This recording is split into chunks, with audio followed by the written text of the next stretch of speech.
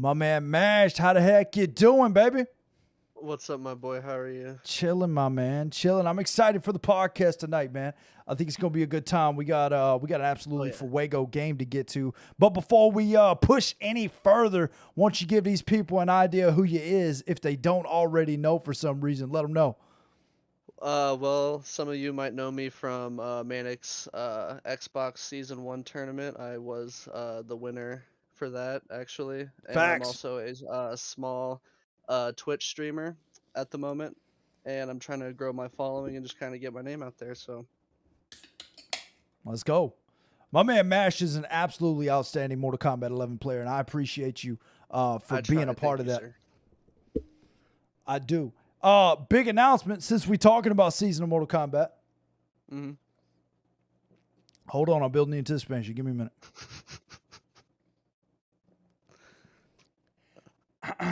Season 4, ladies and gentlemen. Season 4 is going to be a bit different, but we are starting that next week. Season 4 of Mortal Kombat 11 and 10. We're going to do both. So every time you log into the stream, baby, it's going to be a whole different thing. We're going to be doing something different. Something different, baby. So my supporters over on Facebook, guys, if you guys have a question, we're going to open it up for questions for you guys. So I tell you what we're going to do. We're going to do money symbol next in the queue, and get yourself in that queue if you've got a question, and we'll see if we can hook it up and get you an answer to your question on Mortal Kombat Deception. Or you know what, we could probably just get into some lore if you want to. But I tell you what, why don't we kick this thing off with one of the most fire intros in Mortal Kombat history? Hands down. What do you say? What do you say? Oh yeah. Let's take a look at I'm ready. I'm ready for it. Our very first look at the Onaga, ladies and gentlemen. Here we go. Let's check it out. It was not by chance that this struggle came to be. The blame falls squarely upon my shoulders for giving evil the chance it needed, and therefore fulfilling an ancient prophecy. Raiden's Earthrealm champions had failed to stop the Deadly Alliance from fully resurrecting the mummified army of the Dragon King. In the end, only Raiden himself stood between Earthrealm and total destruction. Defying the Elder God's wishes, he alone challenged Quan Chi and Shang Tsung in Mortal Kombat, Earthrealm's last hope for freedom.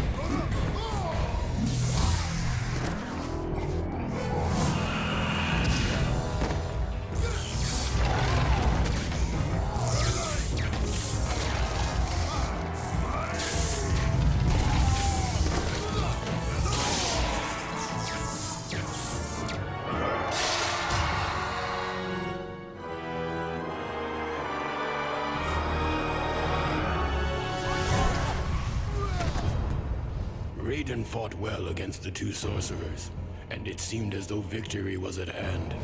But the combined might of Quan Chi and Shang Tsung proved to be overwhelming, even for a Thunder God.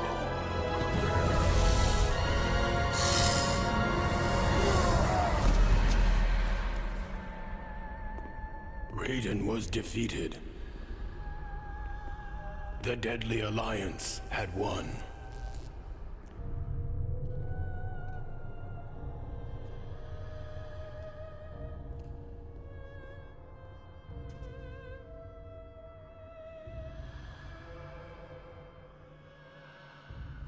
Their victory was short-lived. As suspicion and lust for power overcame both Quan Chi and Shang Tsung, the former allies turned on each other. The Deadly Alliance was no more.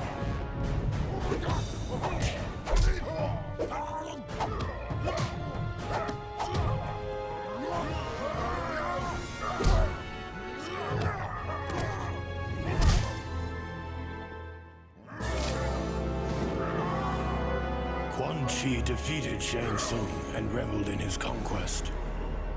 But it is said that there is only one true ruler of Outworld.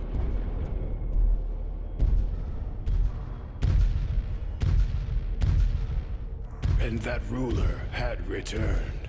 Who?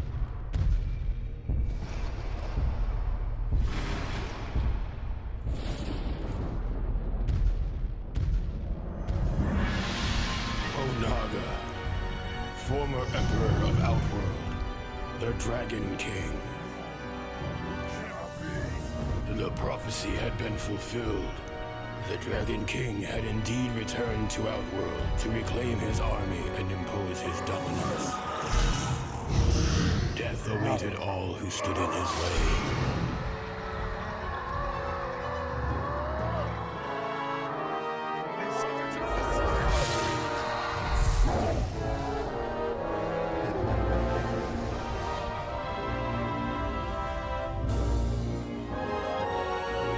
And so it was that a new alliance was formed out of desperation.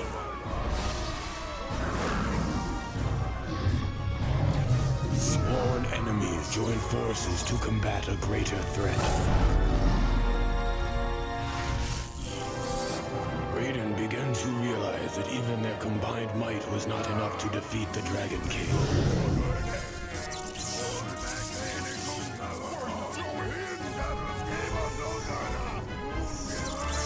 There was only one chance left. Raiden's sacrifice was in vain, for the blast had little effect on the Dragon King. Now Onaga has what he needs to shape the realms as he sees fit. I was the fool who brought him this power. Only I can destroy this threat, born of deception.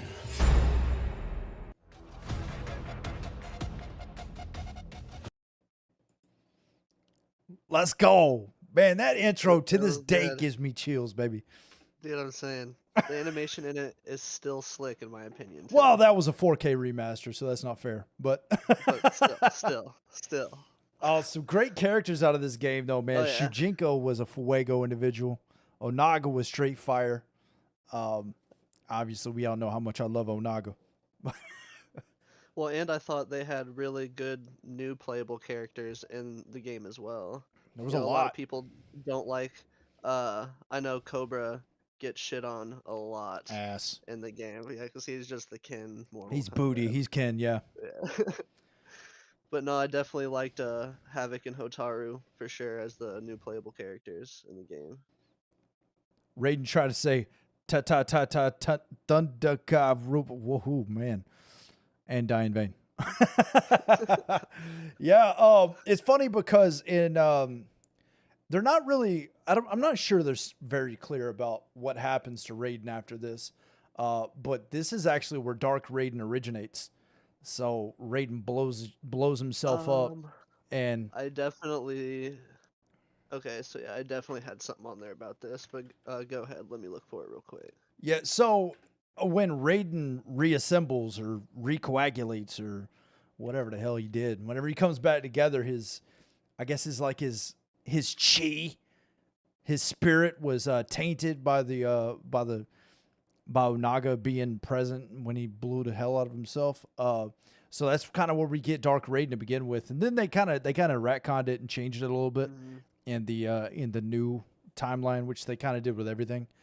But I thought that was a really cool character turn for Raiden after that, because if you guys remember, he goes fucking ham from then on, man. He is wrecking shop, baby, and that's the Raiden I like the no bullshit Raiden. So it says right here something about the Thunder God who is reborn from his death and has become enraged at how mortals have repeatedly endangered Earthrealm. Yeah. Yep. So he decides from now on, I'm going to go out there and I'm going to get these dudes before they can get us. But hey, he lasted quite a long time in a solo fight with the Deadly Alliance. So, and we found out who the real vanquisher is. Quan Chi beat the dog snot right out of Shang Tsung. oh yeah. Quan Chi had him beat up so bad, both Raiden and Shang Tsung played possum on the floor for a minute. And then Onaga came in like, oh shit, we better get up and fight, coach. Yeah, see, I don't know if I know the game doesn't really dive into how it was possible that they were resurrected in that cutscene, Who's but that? I always just assumed that it was the fact that they were both, powerful beings, and the Who? fact that there was the Soul NATO that was right there. Oh, well, Onaga actually, not Onaga, Quan Chi had they explained His it later amulet, on. right? He had a portal that he was able to escape out of last minute. But Shang Tsung, I don't think they ever explained anything. They were just like, yeah, he survived. So there's that. Oh, man. But, yeah, man, Mortal Kombat Deception had a lot of cool characters, a lot of really crappy characters. Out of this one, we got Cobra. We got Kira finally in a game. Yep. We got Havoc. This is first. Ashura, Yeah, another Havoc was- character that they just, like, gone. I don't know what they tried to do. Johnny said my 1 year anniversary following you is on Thursday. Let's go, baby. I appreciate you being here, my brother. Yes, what's up, Johnny? Johnny being a fire individual.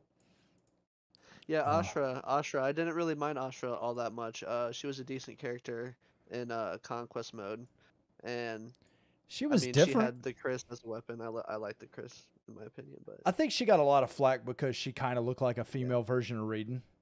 And they did Yeah. that with Frost too, and it was like a female version of Sub-Zero. Like, really, you're just going to give us female versions of everything? Like, that's what we're going to do and now? just like Li Mei as well. Li Mei is supposed to be the female version of fucking Liu Kang, pretty much. Yep. Yeah, so, I don't know. Obviously, Midway struggled. This game released early. Or not, I guess not early. It released prior to the developers being able to finish it. There's a lot of we were talking about a video I watched yesterday. It was or the other day I watched it. It was like a 16 years later, and he was going through all the things that are like, this is in the game but not finished. There's so much of that stuff in the game. So Yep. I wonder, I don't think we'll ever find out, but I wish that like we could talk to somebody from Midway that was in the rooms and kind of had an idea of where they were going with a lot of this stuff, because Yeah. there's a lot of missed opportunities.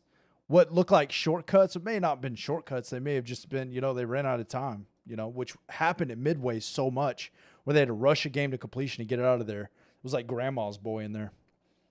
Yeah, I definitely think that they had planned on some point of letting you roam back into Shujinko's village in Earthrealm after going through the whole rest of the conquest and like defeating Onaga and everything, because like we were talking about, you were supposed to be able to go inside that monk temple that was in Shujinko's village. Yeah. But they just basically scrapped it, and now you can't do anything. Just didn't happen. But yeah, Ashra, Deception had a great story mode, although repetitive, it was still fun. Yeah, this is one of those games that I look back on and I'm like, man, that was such a kick-ass game. And we've went through and we played it a couple times in the past year or so on the stream, and like, God, it's the same damn thing over and over again. There's not the, Hey. it's not, the games have come a long way. I understand that. Oh yeah. You know what I mean? Oh, yeah. Storytelling has come a long way. This game did not do a great job of storytelling. But we got some really, this was probably the most lore we've ever got out of a game. Really. I mean, I would agree with that for sure. There's a lot of and whether or not you see it as canon, like even if it's not, there's a lot. there is, yeah. A And lot to it that you learn in the conquest mode for sure. did you watch at the end of that video we were talking about where they replayed all of the recordings of the voices backwards? Like, Yeah, there's yeah. some of those are like, oh, Goofy. okay, all right. And then it was some Yeah. other shit like, we made this game for our homies. Eat your vegetables. Like, there's some weird ones in there, Right. but there's some Oh, lore yeah, in there they're all too creepy. that they kind of tell you. You know what I mean? Yeah, I remember seeing that part of the video. It's been a minute since I had watched it. I probably should have watched it again like last night before we did this, but It's a solid one. It's a solid video. Ashra was my main in this one. Ashra, I think, was a lot of people's main. She, her moveset was wild. It was wild. So yeah, so is there a specific character you want to jump right on into, or we just go down this list and talk about them one by one? How you want to do this? yeah, man? yeah, we can go down the list if you want, man. Okay. We just kind of talked about Ashra. Ashura's she was a demon that she came across in Netherrealm, I think is where you found her. And she was the only one that like wasn't there was something about her having she was a demon, but there was something about her spirit that made her odd. What was it? I can't remember. I'm not sure about her whole spirit thing, but I know that she was searching for like redemption by killing like other demons with her magic sword, which was called the Chris, and that's what her third variation of fighting would be. That's why she was looking for she Ermac. Basically seeks to destroy Ermac, and Noob in order to gain full purification. Yeah. Really. So Daru. Kind of bad. Who's that? Yeah, it's kind of bad. You mean Morpheus, right? Oh, right. Yeah. Which brings me right to the next character, Darius, which was Blade. This is back before they even cared to get the copyrights for a character, and they just ripped him right out of the movie and put him into their game and gave him a different name. Yeah, I think the only part he really played in Deception was being, the leader of the Resistance in Cedo. And then you went over there, hey, you the leader? He's like, yeah, I'm the leader. He's like, all right, well, I came here to beat you up. So I'm going to beat you up now. You beat him up, and he quickly disappears from life. Never seen again. Thank God we never saw him again. Yeah, if I remember correctly, he had like a broke-ass moveset. And online, it was just Darius would go in on you. Oh, so the next character is one that I wish we would have got this character in Mortal Kombat 11. And I thought we were going to. Really because in the MKX comics, he had such a huge part in it. And that's Havoc. He did. He was the cleric from the Chaos Realm. So I actually remember seeing something about that in this video that I was watching last night about Onaga. I'm pretty sure. He wanted to consume Onaga's heart. So he had a weird one. No, I'm pretty sure it was with Shujinko. My bad. That Havoc made a cameo appearance in the Mortal Kombat comic series with Shujinko. Who did? Havoc. He had more than a cameo. That dude was. He got Reiko to go and get the Kamidogu daggers, and then once he did, he used my guy Reiko, and fucking ripped his fucking head off. And man, I need to read them comics, dude. I'm behind. And comics are crazy, man. I've never read them because I can't get my hands on them, unfortunately. But I've watched a lot of videos on I watched the guy who did the writing on the. He had a video with, if I remember correctly, it was with Uncaged Games. It might not have been, but I want to say it was Uncaged, where he sat down and was like, look, this is where I was going because he doesn't work with them anymore.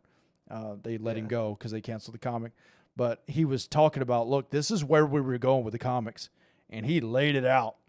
And it was Goro went to the Lin Kuei tournament and found Onaga's egg so that he could be the vessel for Onaga because he lost his arms to Kotal Khan. Kotal Khan fucking ripped his bottom two arms off, cut the top two off. Mm-hmm. And so then he became the vessel for Onaga and became a four-armed freaking beast with wings. Like, he was about to be a real problem. So that's where they were going with MKX. And then MK11 just went somewhere completely different.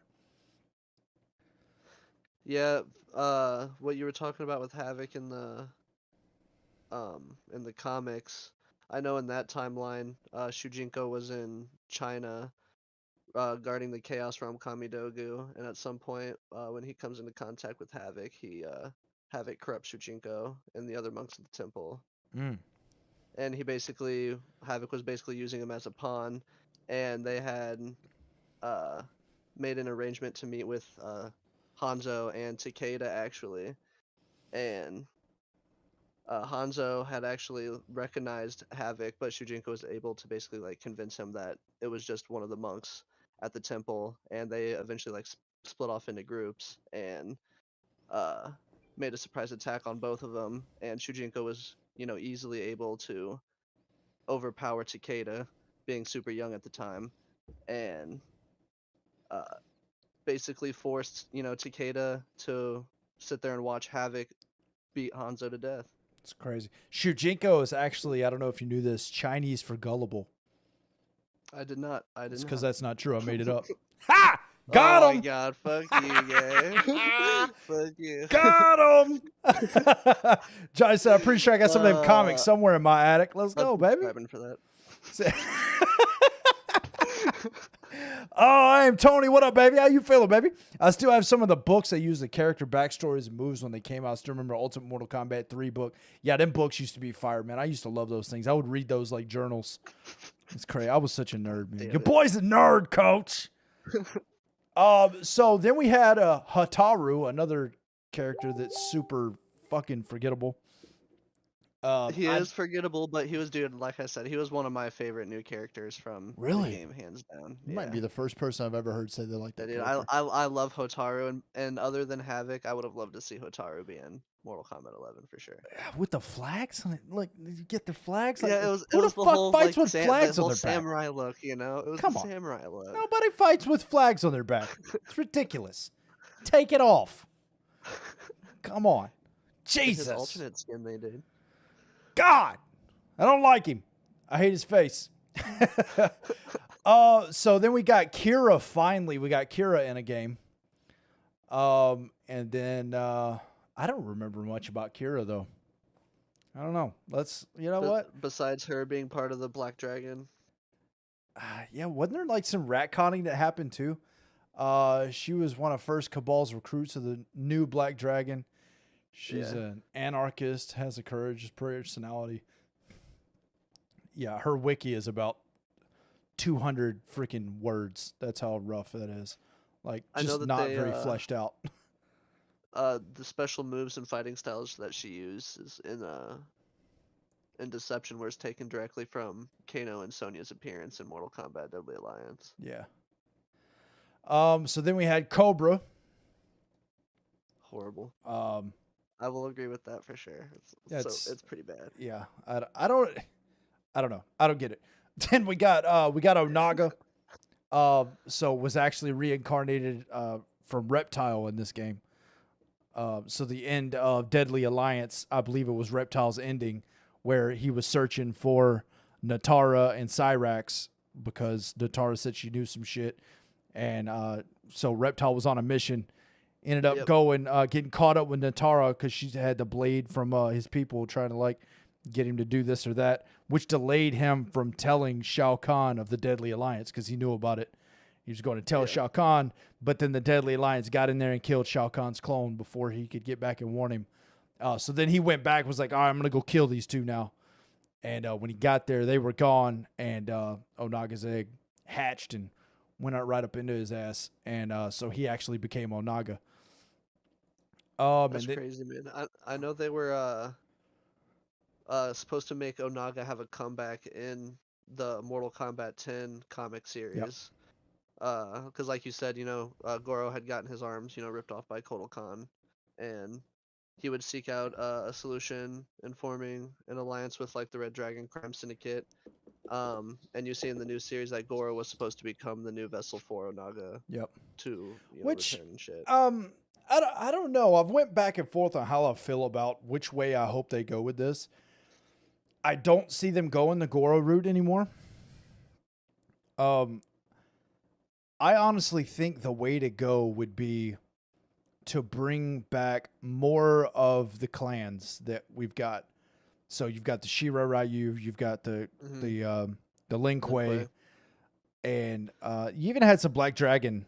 Red Dragon too. Red Dragon. You had some ninjas out of those two, but namely Reptile being the last known survivor of his people, and then I think it was MKX. I believe it was MKX. His ending was he actually found his people that had went underground on Earth, and so that's kind of where he is. They think maybe he's there with his people. So maybe if they brought more of the Reptile, always forget the name of his fucking his people species, Zaterran or something like that. So maybe like a few more of those come along. Maybe bring Chameleon back, and have Chameleon be the vessel. That way we can Chameleon? keep Reptile. That's true. It'd be I fire. didn't think about that. Chameleon. I don't know how I felt about Chameleon as a character. He was though. terrible. Oh, he was absolutely atrocious. But for this, I mean, I think it would be cool, you know? Bring Chameleon back, have him make his little comeback, and then he becomes the vessel for Onaga. And, I mean, whatever. You get to keep the reptilian look that we know of Onaga. He's a really cool-looking character. You get to keep it. You know, I think it'd be all right. But since Liu Kang is Onaga, I don't think we're going to see that. You heard about that theory? Or That's been my theory for a while. Is that Liu Kang is Onaga? Oh, Liu Or Kang is vessel? at the very least a descendant of Onaga. See, I was, diverging myself into that lore more last night, and I was definitely hearing some stuff about that. I don't know how I feel about it, but I mean, Cetrion says it in one of her entrances with Liu Kang on Mortal Kombat 11.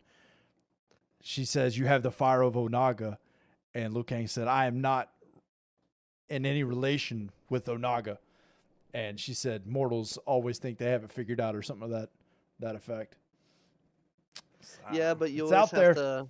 It's always touchy when it comes to intros and tower character endings because They're not canon for You know. sure. They're definitely not. Well, they give you like be. some things are canon, like little bits are canon. But I'm just saying, Onaga, the Dragon King, Liu Kang turns into a dragon. He shoots fire. I'm just saying. And look, listen to the people Liu Kang has beat and explain to me how this shit makes sense. He beats up Shang Tsung and Goro in Mortal Kombat 1. In Mortal Kombat 2, he beats up Shao Kahn. In Mortal Kombat 3, beats up Shao Kahn again and Motaro ass. Okay. And how is this mortal dude just because he fights good, he can beat these people up? Come on.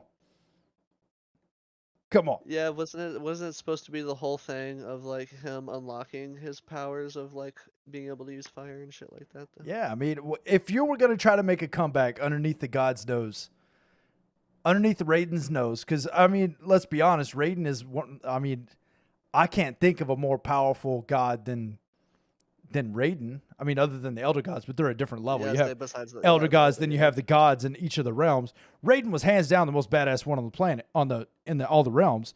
So what better way than to go to that realm, become the champion, earn the trust of the most powerful god, and then sneaky just kind of slither your way in there. Pow! It's Onaga time, baby. Yeah, I think it would definitely be a good idea if they were going that route for Onaga to disguise himself in the body of the Earthrealm champion for sure. But I'm not sure it's going to happen because we just got done with Liu Kang being a bad guy. And I think the player base was not very happy about Liu Kang being the bad guy because he'd been the good guy for so long. But he was also the bad guy in Mortal Kombat 10, though.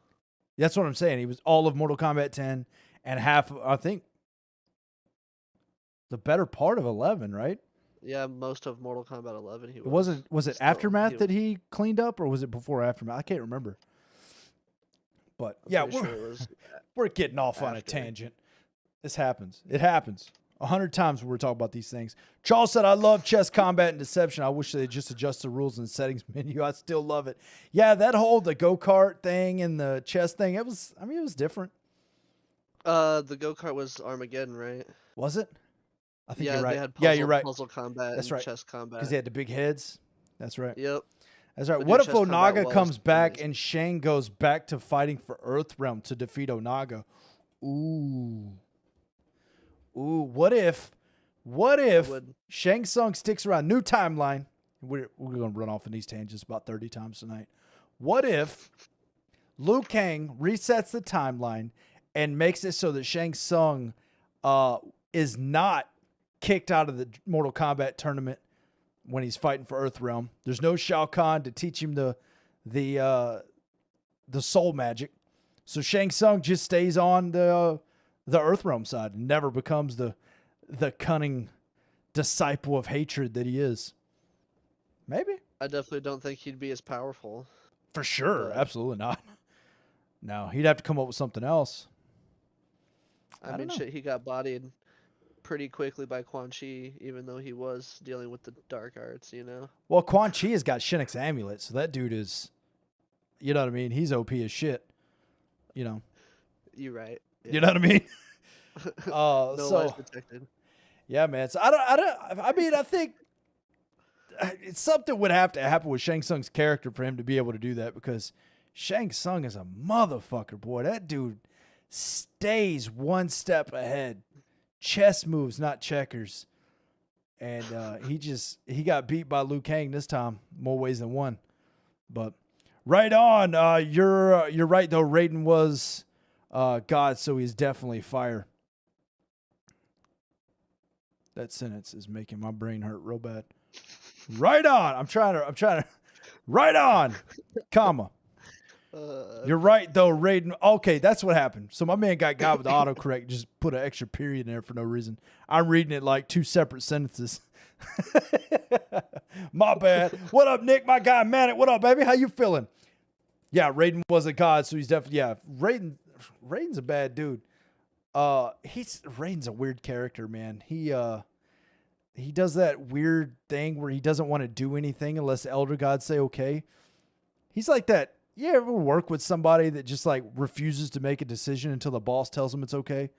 Like, come on, man. You can figure this one out on your own. You don't need the boss to tell you what to do. That's Raiden. I've definitely worked with people like that for sure. That's Raiden. He is that boss that like he's middle management where he's like, yeah, you have to show up to work on time, but yeah, my baby's sick, man. Wow, I'm gonna have to go talk to my boss. Like, dude, my baby's sick, bro. Can you just say go home? Come on. That's him. What about Kano? Was he in Deception? Kano. Not as a playable character, but NPC. Just about every single character up until this game's release made a cameo appearance in the Conquest mode. Yeah, listen to this cameo appearance list. We got so many characters, and we got Blaze, Cyrex, Drahman, Frost, Fujin, Goro, Suhao, piece of shit, Jarek, Jax, Johnny Cage, Kai, Kano, Kintaro, Kitana, Kung Lao, Movado, Meat, Mocap, hell yeah, Moloch, Mataro, Natara, Quan Chi, Rain, Reiko, Reptile, Serena, Sector, Shang City, Shao Kahn, Shiva, Shinnok, Sonya Blizzade, and Curtis Stryker. We got cameos from everyone, Coach. Excuse me, that was wild. And fun Got fact, attacked. if the audience didn't already know this, Goro and Shao Kahn are only cameo appearances in the Xbox and PlayStation versions of Mortal Kombat Deception. In the GameCube version of Mortal Kombat Deception, they were actually playable characters. Yeah. And they had to add that random box too in the middle of the character select for the third row. Yeah, they had the GameCube, if I remember correctly, that one came out like much further afterwards, and they had like some ports that they were able to put in there later on. Some of you guys don't even know what the hell a GameCube is. What a weird console that one was. It had the little bitty disc. Remember that? Shits were like this big. It didn't sell well, but it was definitely one of my favorite Nintendo products. Yeah, and it had all that stuff you could plug into the bottom of it and stuff, so you could use your Game Boy with it, all kind of stuff, man. GameCube was ahead of its time, man. Nintendo was doing it. And then Wii was ahead of its time. Nintendo knew they're just about 10 yards ahead. They just need to slow the fuck down a little bit. Live in the current year and stop trying to jump to damn year 3000, Nintendo. All right? And put out some rated M games, for the love of God. Yeah, so man, yeah, there's just so much to talk about here. One of the things I enjoyed the most about this game, and the reason why, if any game was ever to be remastered, I don't want to say remastered. If a Mortal Kombat game was ever to be remade, completely remake of a game, this is the one I would choose.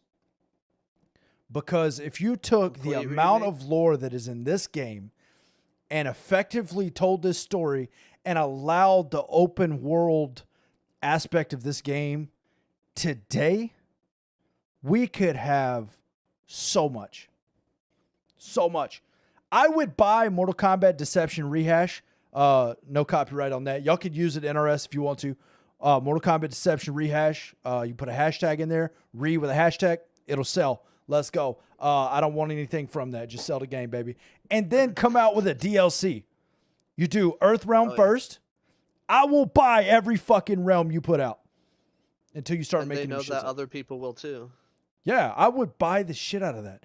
Can you imagine if we got a GTA style Mortal Kombat in each realm? Oh my god! Just massive open world. Just open world. Go discover the lore. Oh, I'd be on that damn thing. I'd be down for that. I would play the shit out of that. Nikki said, I like the GameCube. John said he had the Dreamcast. I never had any of those, man. I went from Sega Genesis to PlayStation 1, PlayStation 2, Xbox 360, Xbox One, PS4, and now my kids get consoles and I play PC.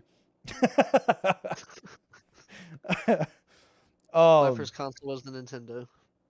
Oh, was it? See, that's what's funny. My wife bought me these the old cassettes of the old games. Mm-hmm. And as soon as I seen the Mortal Kombat 2 when I went back to it as a child and I was like, "Oh my god, I want this game so bad." And it's the dumbest reason I wanted that game so bad. In the Super Nintendo version of Mortal Kombat 2, the Deadpool had chains. And I thought it was the coolest thing I ever seen in my life. And I was so mad Sega Genesis didn't have it. I swim with brain work. That was the only difference. That was it.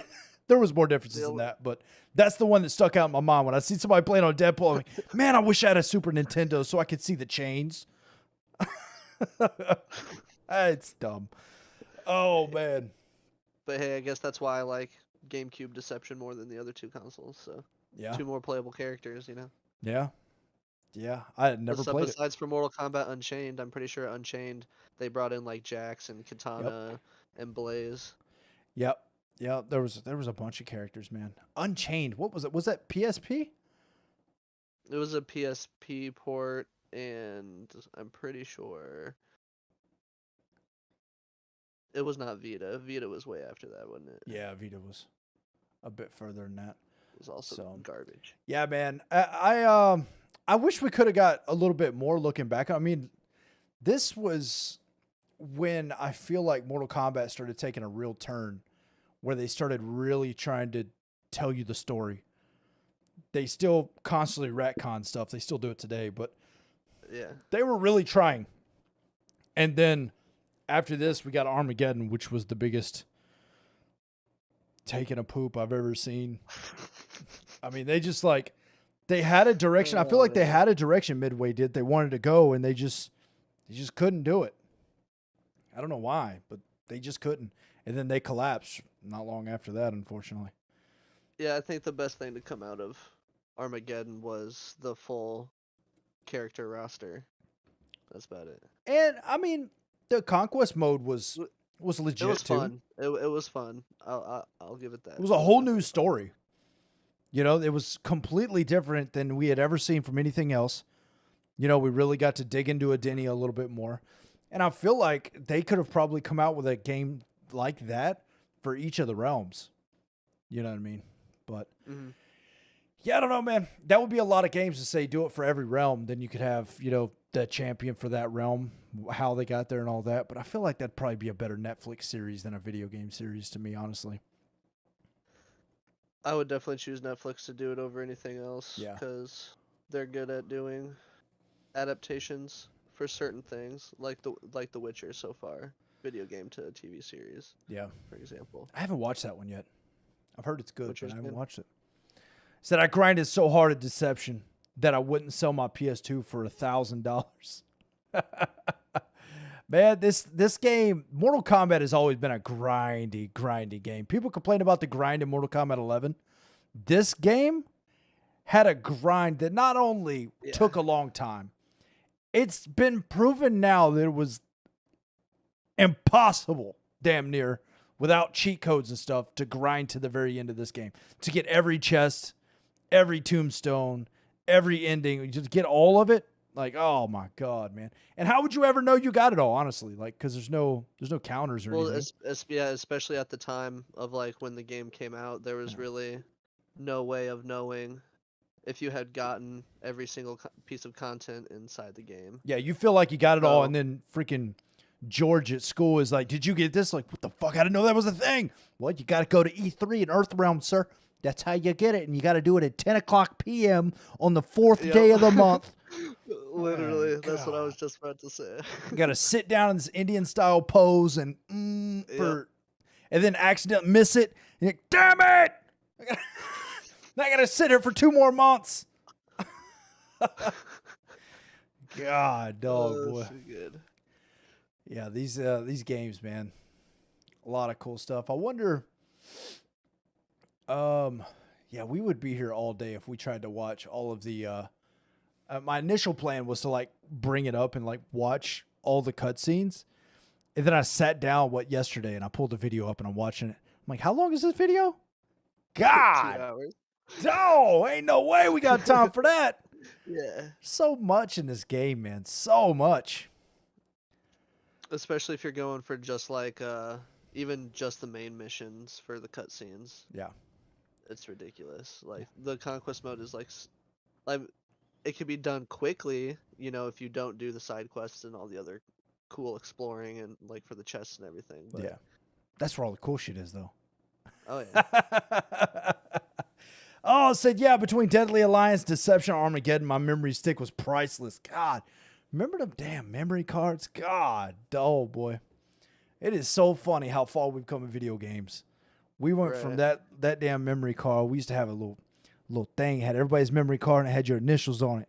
Don't touch my damn memory card. That's got my Deception and my Resident Evil 2 save date on it. If you touch this, I will kill you twice.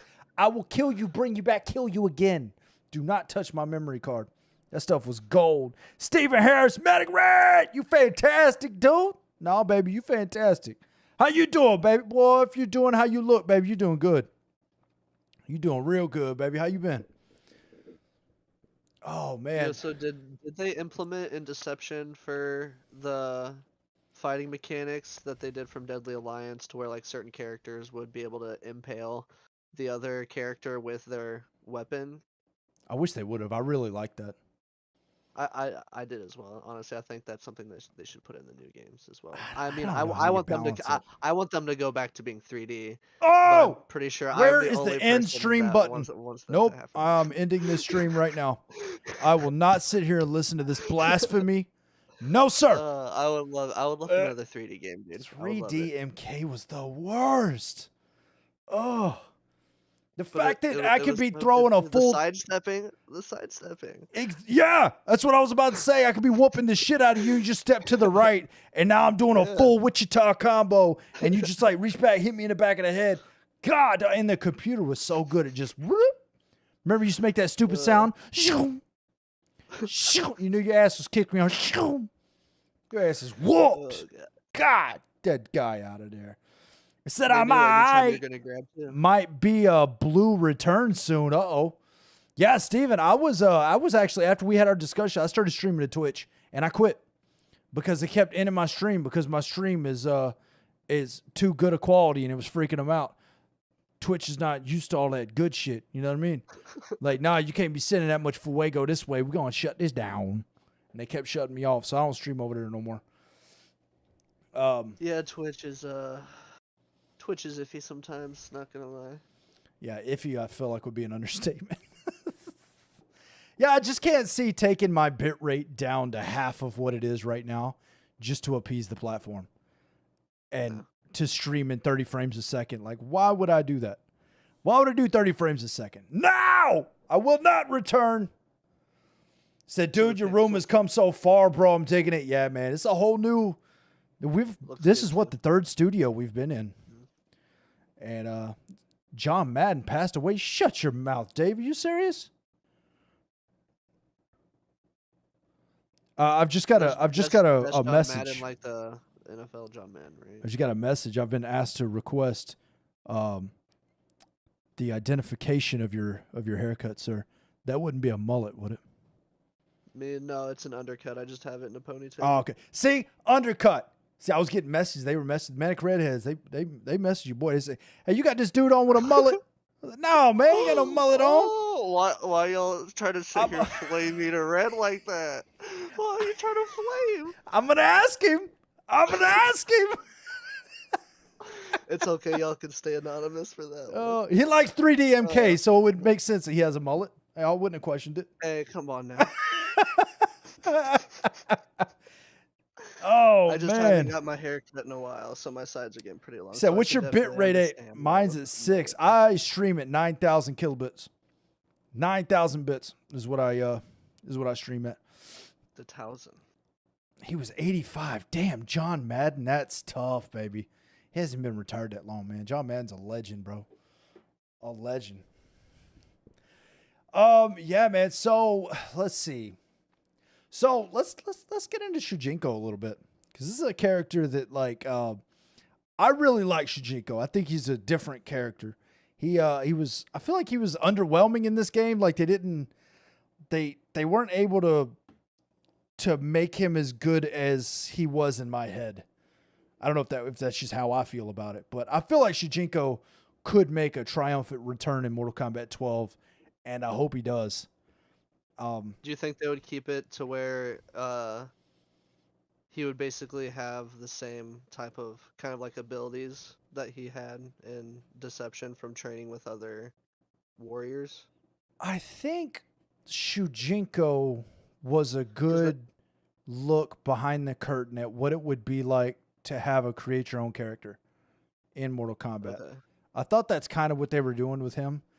So if he were to come back in Mortal Kombat 12, I feel like what he would end up having would be like a custom variation, kind of like what they have with our characters now, where but they would have to balance it, which was the problem with this, a lot of the problem in this game, and especially when they came out with Create Your Own Fighter, which I believe was Armageddon. Was balancing that becomes very difficult. So they would have to shrink it down. It couldn't be every character, you know. They would have to balance it so that, you know, maybe give him, I don't know, 2 or 3 tournament variations, and he would just kind of like have a certain hodgepodge of different things. But more interesting than that would just be the lore that they would have to give him, you know. I think it would be very possible to bring Shujinko back in MK12 whenever they do the rehash, because Liu Kang, I don't believe, ever had any interaction with Shujinko. I know you could go train with Liu Kang after you got done with the whole mission, but I'm not sure how canon that really was, because he was dead at that point. He was dead. Let me see if I have a note about it. What I'm hitting at is I know Liu Kang has no interactions with Onaga because he was dead at the time. His spirit was in one of the members of his little army. But so realistically, Liu Kang could create the new timeline with no idea that Onaga exists, and which would mean he has no idea Shujinko exists. So then you could have Shujinko rehash this entire thing behind the scenes, and maybe the 11th hour, Liu Kang's like, hey, what is this over here? You know, and you know, I don't know. But I think something could definitely be done with Shujinko. I would love to see him make a return. Obviously, I've talked about it 100 times how much I want Onaga to make a return. I think it would be solid for MK12. Yeah, I definitely think Shujinko should make a return. I know you and me were talking about it last night, about you and me being like the only people who actually like enjoyed Shujinko as a character. You know? Chat, are there people who don't like Shujinko? Are we alone? Am I crazy here? Am I crazy? Dude, let me get a hashtag Shujinko if you like you some Shujinko. On videos and articles and shit that I've read and watched, like, dude, he gets a lot of hate. Let me see. Like, just about the same amount of hate as, like, fucking, like, Dairu and shit. Oh, no, he can't be on that level.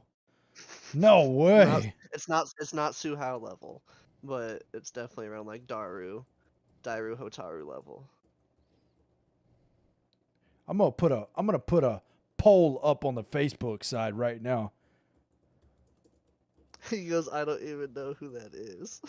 Who said that? Oh, Steven is not an avid MK individual. He's my man plays a lot of Zelda, so he would probably be super into that conversation we're having about the GameCube a minute ago. Oh, Zelda's my favorite character ever.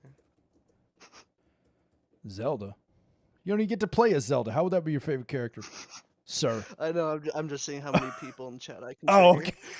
okay.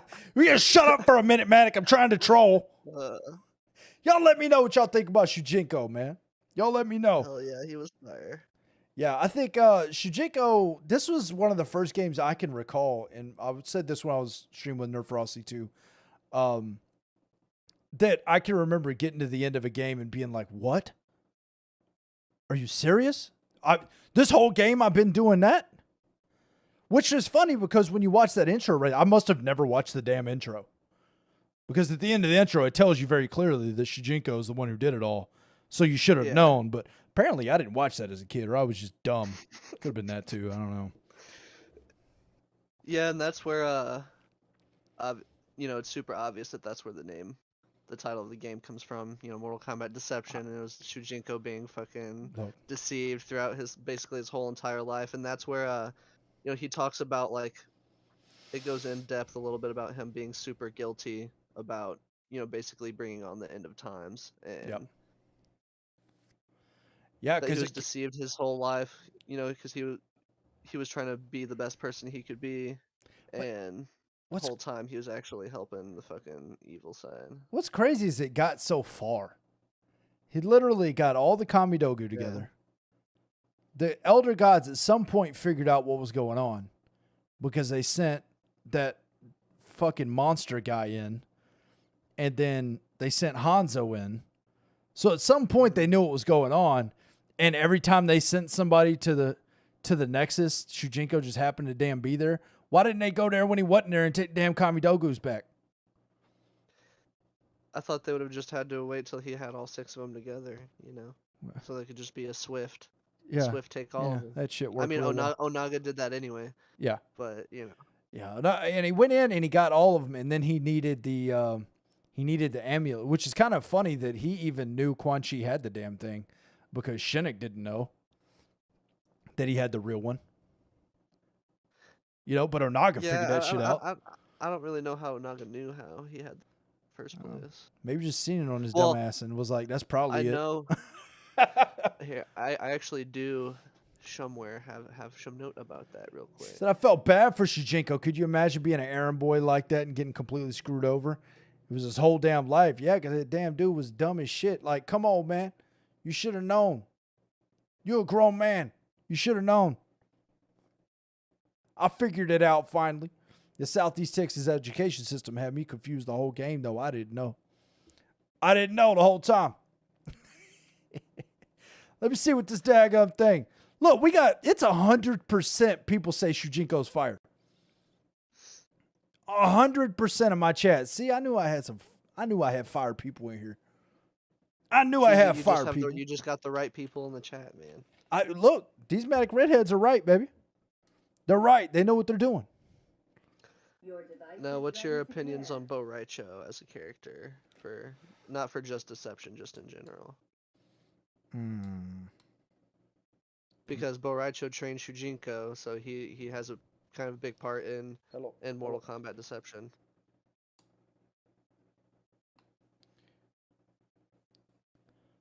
So, this is... Sorry, give me a minute here. About to spit some bars for us. Giving it together. My man, Stephen Harris, dropping the 310 stars in chat, baby. I appreciate you, my man. Dropping them stars like an absolute boss, baby. Let's go. Sorry, I had to get that out of my system. It was eating me up on the inside. I had to thank my man for his stars. Bo Raicho. I think Bo Raicho would have been a cool character had it not been for all the farting and the puking. And here's my problem. And we talked about this with Nerf Rossi too. Here's my problem. I take Mortal Kombat a little too damn serious. Yeah. I'm aware of that about me. I get it. Relax, Manic. We put the non-canon characters in there because damn, we're trying to get some new people in here. And I'm sitting there like, He doesn't belong, sir. He doesn't belong in Mortal Kombat. You should relax. All right. I understand that about me. I get it. But I don't know. I didn't like all that farting and throwing up and puke. I didn't like it. Boraicho as a character though, as a canon, he's a cool character. Decent. He's originally from Outworld, come to Earthrealm to train the most powerful warriors Earthrealm's ever had. He's got a great storyline, a lot of really cool canon. If they just get rid of the Drunken Master stuff they tried to steal from Jackie Chan. Yeah. But Boraicho is a cool character, minus all that. Have a great night, Manic. I'm out, dude. All right, Steven, I appreciate you coming through, baby. It was really a grind to unlock all of Shujinko's moves. 100%. He said, I want to see Shredder in Mortal Kombat 12. Why the hell not? Fuck it. I'd like Shredder better than fucking Rambo. I like Rambo. I know you do. You like Spawn, too. Hey, dude, Spawn, okay, he would physically kill every character. He would try. On the Mortal Kombat roster. He would try. At least Spawn, I can kind of see Spawn existing in the MK canon. Kombat universe. I could see him he could very easily be written in as a Netherrealm demon that came in. Look. Spawn was the guy to help Quan Chi and Shinnok kill Lucifer. Maybe. Isn't that what he did in his comic books? Isn't that what he did? Both Satan and he killed God. All right, we can let God live, but we need them. You know what I mean? I wish they did Freddy right there. I wish they'd have left Freddy on the damn cutting room floor. I don't know. Am I wrong? He could have been a drunken dude without all the gross BS. That's a fact, Dickie. I feel the same way. Frost is another character that she didn't make her debut in this one. She made her debut in Deadly Alliance, right? Deadly Alliance, yeah. Yeah. I did not care for that character throughout this game and that game. I don't know when she grew on me. At some point she grew on me, though. I think I'd always taken a liking to Frost. You always like you some Frost? I don't know. Yeah. She felt like a knockoff to me at first, like a Sub-Zero knockoff, but...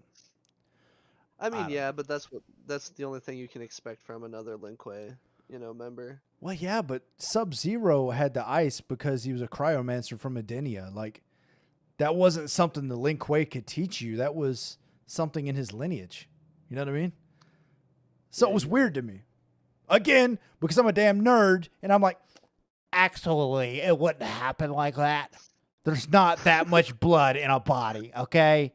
Like that. I get that. It's me. That's how I talk in my own head when I'm mad about Mortal Kombat. But didn't they switch that up for Mortal Kombat Armageddon's conquest mode? What's so that? When you would be going through the land of the Lin Kuei, that they had a bunch of the clan members be able to use cryomancy. Yeah, they did. Yeah. And I hated it the whole damn time. Because it was snowing and everything.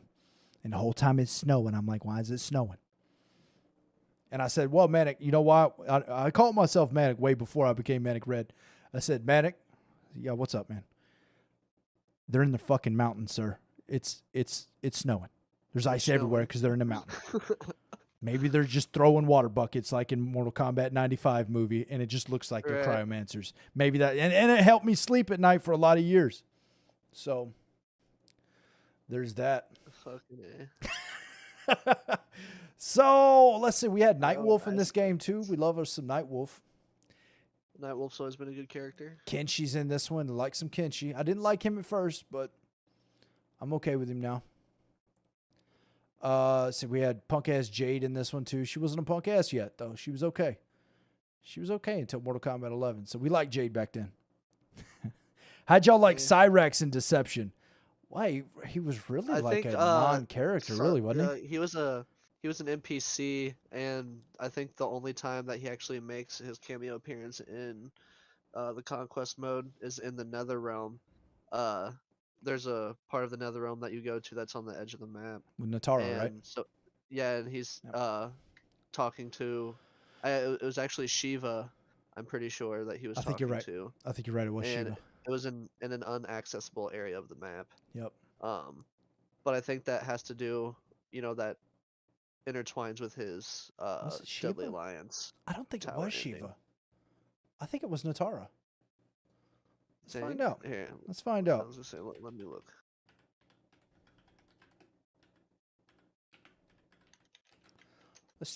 Let's check it out.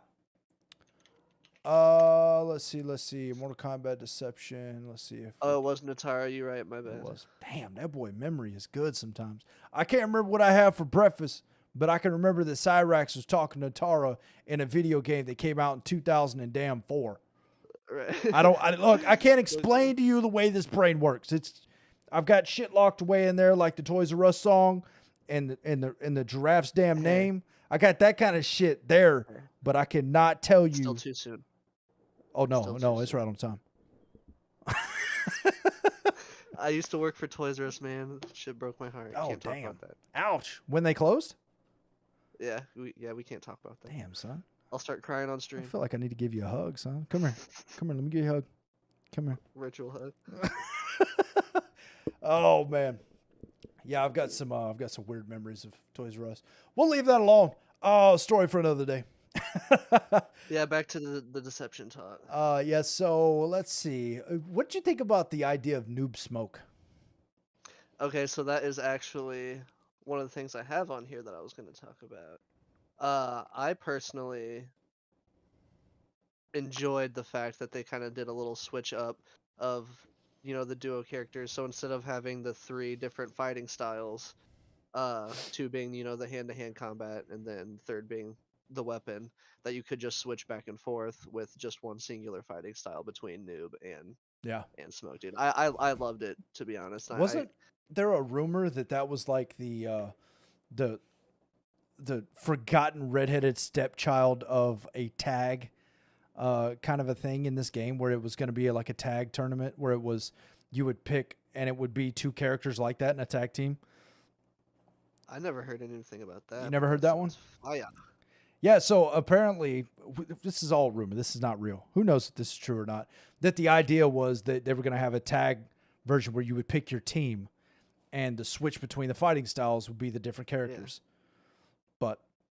And then somehow Noob Smoke got left in there. That's what kind of makes it weird. It's like, well, if they were going to do that, why'd they leave them together and nobody else? They might have added something in the conquest mode to, I don't know, like, was it pointed out in Conquest that they were like teamed up together or anything? I wouldn't think so though, because it wasn't like Smoke and the cyborgs are technically Lin Kuei, right? Yeah, I never really understood the Noob Smoke thing, to be 100% with you. You know what? We're doing an MK Heads podcast. It's a good time to figure it out. Let's figure it out. Why Noob Smoke? Question mark. Noobs, WTF is Noob Smoke, and why are you using Microsoft Bing and not Google? What is that all about? Stop that. DuckDuckGo, what? Let's see. Noob Smoke story. Let's see. Let's see if is there a YouTube video? Somebody got a YouTube video of this? Let's see. What the hell was Noob Smoke? It's an 11-minute video, though. It's a history behind the warrior. What do y'all feel like, an 11-minute movie? Y'all want to watch an 11-minute video? Or should we find I didn't even get no popcorn ready, my guy. You got to warn a brother next. You got.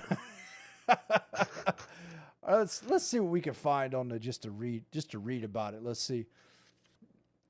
Oh man, yeah. See, prior to the union, Noob Saibot and Smoke had no previous affiliations with each other. I don't know.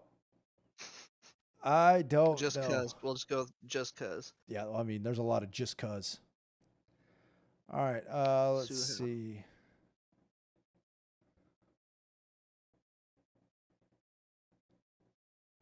All right, during the aftermath of Mortal Kombat Deadly Alliance and the beginning of Mortal Kombat Deception, the leaders Noob, Saibot, and Smoke's inactive body in a prison cell, realizing that Smoke would be a perfect template for Noob's ambition to create an army of cyber demons. That's right, and to rule the Netherrealm. Noob Saibot reprogrammed Smoke and reactivated him, thus allowing his body to reshape due to the nanotechnology upgrades. He programmed Smoke to obey him, and only him without question. The two of them headed for Outworld, and Noob Saibot began his journey to ultimate power. So that's right. I remember now. I knew this story, but I just forgot it.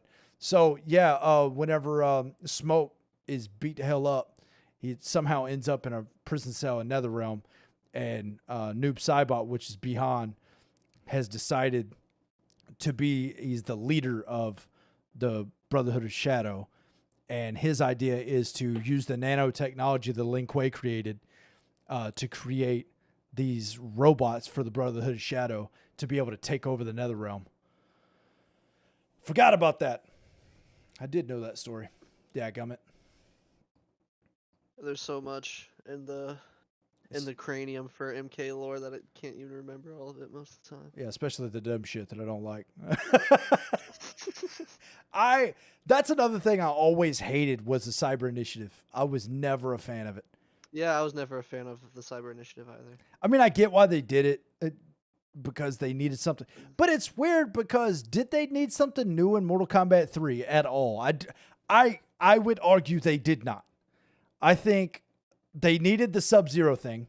They had to do something different with Sub-Zero because people were confused between 1 and 2 that Sub-Zero were different guys because they weren't very clear about it at the time, that it was Bihan and Kuai Ling. They were not very clear in the beginning. So in Mortal Kombat 3, they changed Sub-Zero so that he had the little thing that was given to him by several different people throughout the different canons. But did you really need to cyberize the other ninjas to separate them? You know, I really didn't think so. And was Cyrex cyberized in? He was cyberized in Deadly Alliance. Yeah. But his alternate skin that you could switch to had him as human. Yeah, because he was reprogrammed and used, and then you had Sector. You know what's a shame, and I hope they fix it. Here we go. These tangents, they come out of nowhere. We're doing it. We're right down the road, doing the right thing, and then bow, taking an exit. I hope that Oniro finally shows up in Mortal Kombat 12. I would love to play that character, and for somebody to finally Oniro, he was the leader of the Lin Kuei. Okay. He's in Mortal Kombat Mythologies. Wears the orange fucking robe with the big stupid Templar hat. But yeah, so it was his idea to cyberize, I guess, and Sector was the son. And then that's during the events of MK3, and I think we played through it in... what game was that? The Shaolin Monks? We played through... No, it was Armageddon. We played through going to... Because Sector had created a new... The Takuni, I think it was? The Takuni. It was the cyberized Lin Kuei of Sector when he split from the Lin Kuei. And, I mean... I don't know. I think that was weird that they killed the Takuni off so quick. Could have been cool. I could just deal without the whole Cyber Initiative. So I think I could too.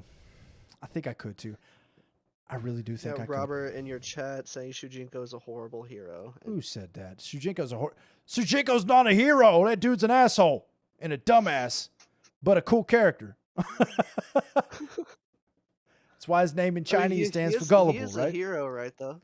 He is the hero, right? Are you? If you're an asshole for fucking 80 years and on the last day of your life you whoop Onaga's ass, are you now a good guy now? But he like he said, he was being deceived the whole time. Like, he thought he was doing good, right? So, I mean, yeah, he was still, like, full of himself and was, like, a huge fucking dope dick, you know? Yeah. This guy would spend his whole life being a dick. But I was trying to be nice, but you're still a dick. You're still an asshole. You still almost ruined. Like in Armageddon's conquest mode, when Taven finds Shujinko in one of Shao Kahn's dungeons, and he's like, "Oh yeah, I allowed myself to be caught, you know, thrown in dungeon." Yeah, right. God, Shujinko. I mean, it's a cool story, but I would not classify him as a hero. Jorge, what up, baby? How you feeling, my man? Benarco's in there. What's up, baby?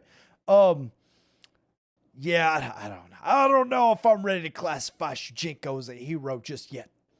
Because look, if I cause a car wreck because I'm going the wrong way on the freeway because I got confused and I hit head on with somebody, BOW! And then I get out of my car, do CPR on the young lady that's driving the car, CPR on her, bring her back to life, give her a hug and say, I'm sorry. Am I a hero? No, I'm an asshole. I hit her car. Well, you're I would consider you still a hero, yes, because you saved her life, but you're a hero that is also a moron for driving on the wrong side of the road. I don't know. I think I still get a ticket, and I still Oh yeah. let's say I could possibly go to jail. I'm You sure an you weren't asshole. drinking?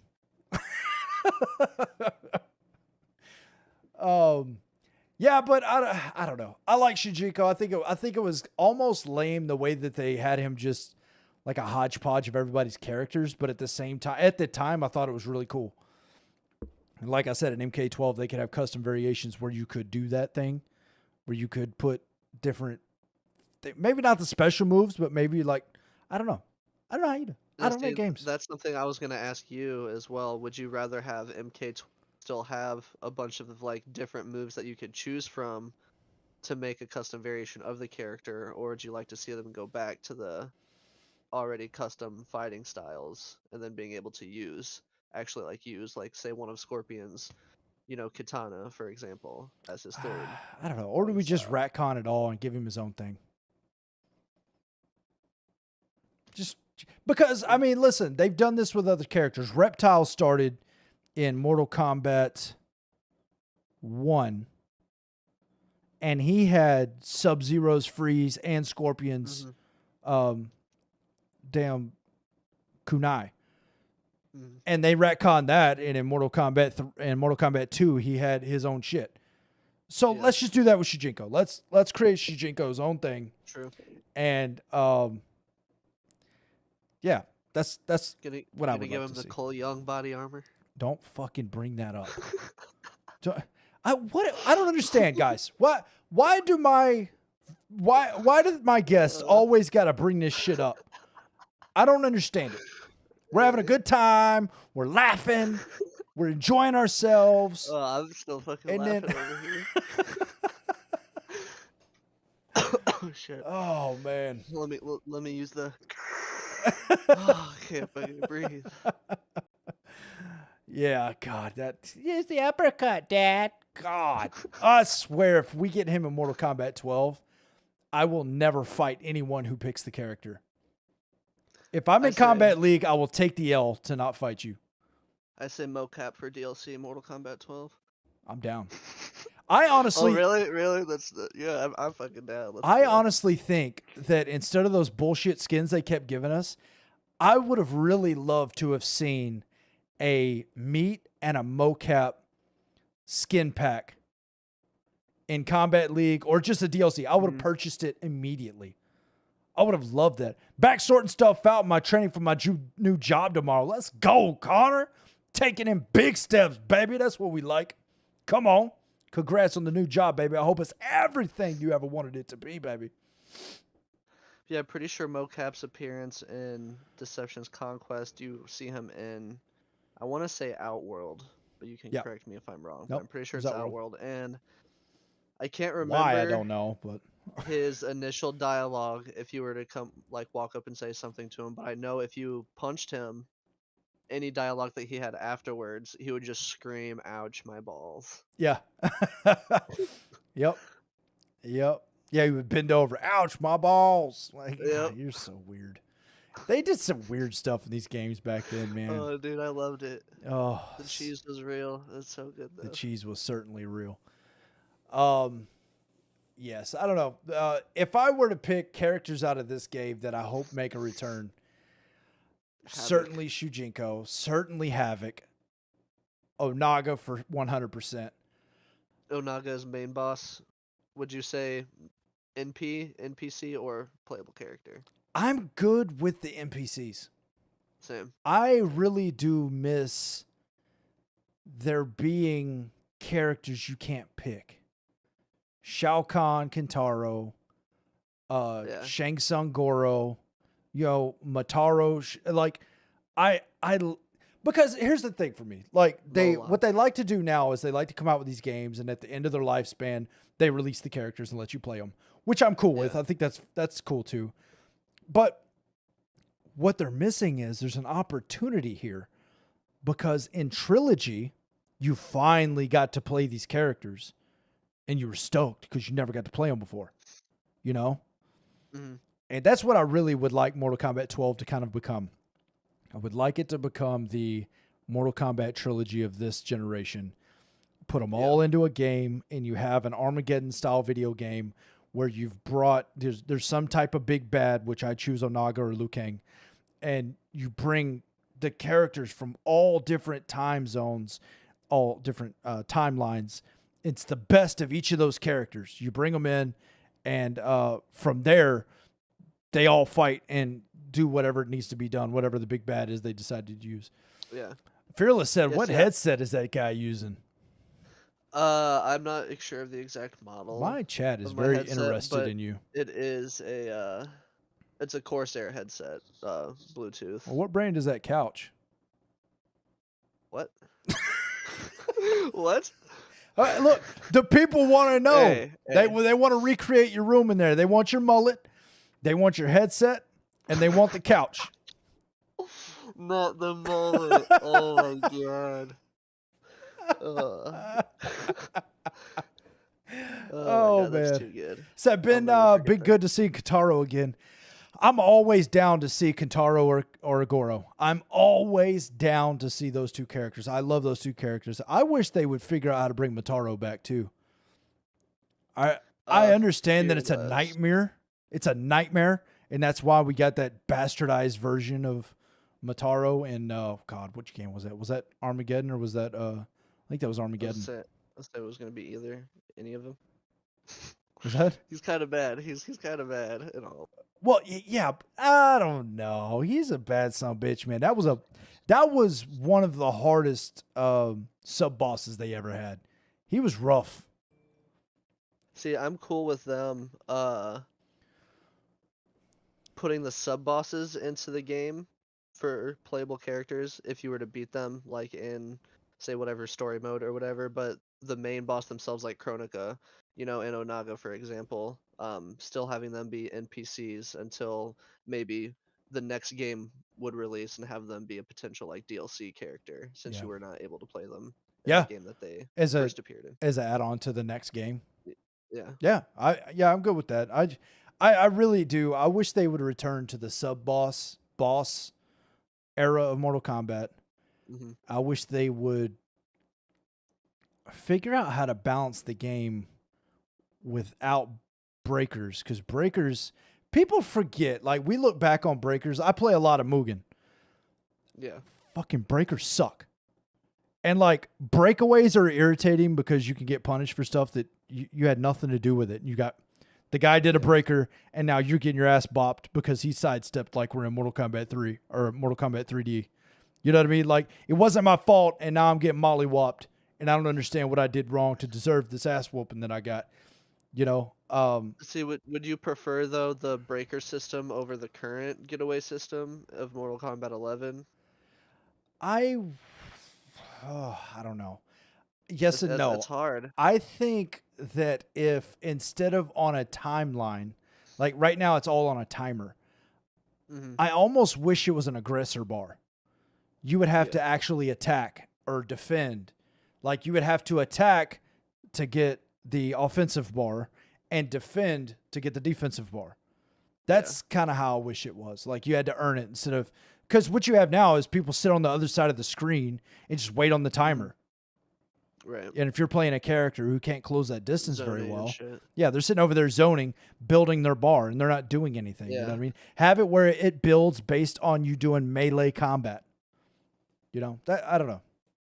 I think I'd be down for that. I don't make video games. I just sit here and complain about them. So I have no idea like what it would take to actually make something like that. But I would like to see something that instead of it being on a timer was on an attack defend basis. See, if I had to personally choose either between one or the other, like it's either if I choose this one it'll be in the game, or if I choose this one it'll be in the game. I would go with the breaker system instead of the current getaway system, only strictly because with the breakaway, there's no way to immediately punish somebody after breakaway because with breakaway you knock them back and then they tumble to the ground, stand back up, and now you both are back at a neutral position. Yeah, you reset neutral. Whether if you break out mid combo in Mortal Kombat 11, if somebody reads your break, then they're just sitting there neutral, just standing there waiting for you to get up to immediately start, giving you the next combo. Yeah, I don't know. I mean, yeah. I think it would also be, do you do that on an aggressor bar? Do you give somebody... Because that's the thing that happens in Mugen is some of the Mugens, you can earn breakers based on an aggressor bar. But you can also start with 3 breakaways per round. Yeah. And that just gets so... It kills it because the entire first round is just trading breakers. Right. You know what I mean? And it's like, this is fucking annoying, man. Yeah, every time you touch the computer, like, oh, breakaway. Nope, you didn't do a combo. Yep. Breakaway. Yep. That. So, like, there's got to be a happy medium there. I don't know. I don't create video games, so I don't know. And I don't play competitively. I would love to have a conversation with someone who plays Mortal Kombat competitively and has played with both systems and get their... because I could sit here all day and say, I don't like it, but I'm a filthy casual, I was gonna say if it wasn't for the whole both systems things, I was telling you last night that I could talk to Honeybee about being a guest on one of your next future podcasts or whatever, but I know he hasn't played it on Xbox, so he couldn't really give you the differences and all that, but I know there's a player called Koizi who plays competitively on both PlayStation and I'm not Xbox. sure that it would matter which one they play competitively on. They would kind of understand the dynamic of the system we currently have. The question would be anybody who's played with a breaker system, because we haven't had breaker systems since... God, when's the last time we had breakers? Was it Mortal Kombat 9? I think it was, because 10 had... What did 10 have? The bar. It had breakers, but you had to have a specific amount of bar saved up. Yeah, I can't even remember. It's been so long since I played that game. That was just the one whole bar at the bottom. Yeah. That you do the breaker, and it had the 3 slots. You could amplify your moves with that. X-ray. Yeah. Yeah. I do like the offensive and defensive bar being separated. Oh yeah. I do like that more than the one bar thing that they had in X. But that's a topic for... Actually, that's a topic we're going to get into next week on the podcast. We'll make that announcement. We're going to make the announcement on who my next guest is at the end of the stream tonight, baby. And it's... Oh, man, I'm excited. I'm stoked. Fearless asked if it was for Xbox or PlayStation. It's actually a PC Bluetooth headset, but I can use it for my Xbox as long as I have Streamlabs or OBS pulled up. That's hooked up to my Elgato game capture. I can hear all the audio from my console as well. Hold on. So you have see, now you got me fucking interested. Now I got questions about your mullet. So okay. When you got the mullet, how did they look at you in the barbershop when you went in there and said, "You know what I want? You know what I want? You seen Joe Dirt? I want the riff-raff. I want to be tiptoeing in my Jordans by the time I get out of here." All right. I don't have the shark teeth grills, man. I don't got them. Oh no. So you have your consoles and your PC into your headset? Mm-hmm. We're going to talk about that. Indeed, sir. We're going to talk about that. We'll talk about that off stream because motherfuckers don't want to listen to us be nerds.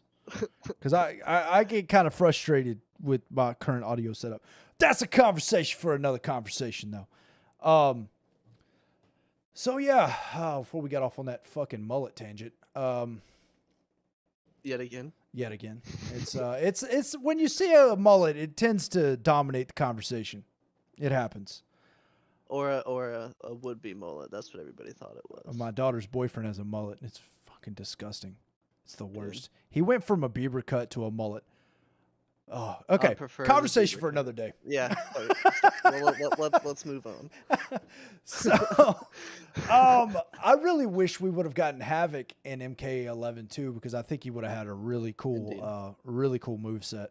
That's one of the more original characters, honestly, that's come out of 3D Mortal Kombat, in my opinion. I think Havoc was a sick one. And it's like, he didn't have like a huge part to play in any of the lore up until present timeline stuff. Yeah. That I have not read about in like comics and shit like that. Yep. But his whole basically main objective in fucking 3D era Mortal Kombat was literally just to cause chaos. Well, that's all he was trying to do is fucking make shit chaotic. well, I think and that's what's weird about this game is they set the stage. This is one of the games they did such a good job of setting the stage for the story moving forward. Because they introduced Shujinko, they introduced Onaga, they introduced the One Being, and really this is our first real look at the Elder Gods, really. I mean, like, the Elder Gods have always been, like, they were, like, talked about, but like, you've never really seen them. Yeah, in this one, there was time spent on the One Being, which we had never heard about. And the whole thing about the One Being was the Elder Gods and the One Being actually ate Elder Gods. That's what he ate. So they defeated the One Being. Quite a bit of shit about him on here if you want me to. Yeah, let's go. Let's talk about the One Being all day. To read some of this. A lot of it has to do with Onaga as well. But what I got right here is about Onaga and dawn of the realms, pretty much. And it says, like, at the dawn of time, nothing existed. It was like an empty void, pretty much. And in due time, two deities came into existence, one being the Elder Gods, and two being the fabled One Being. Both the Elder Gods and the One Being were all very powerful, but, you know, they didn't really get along with each other.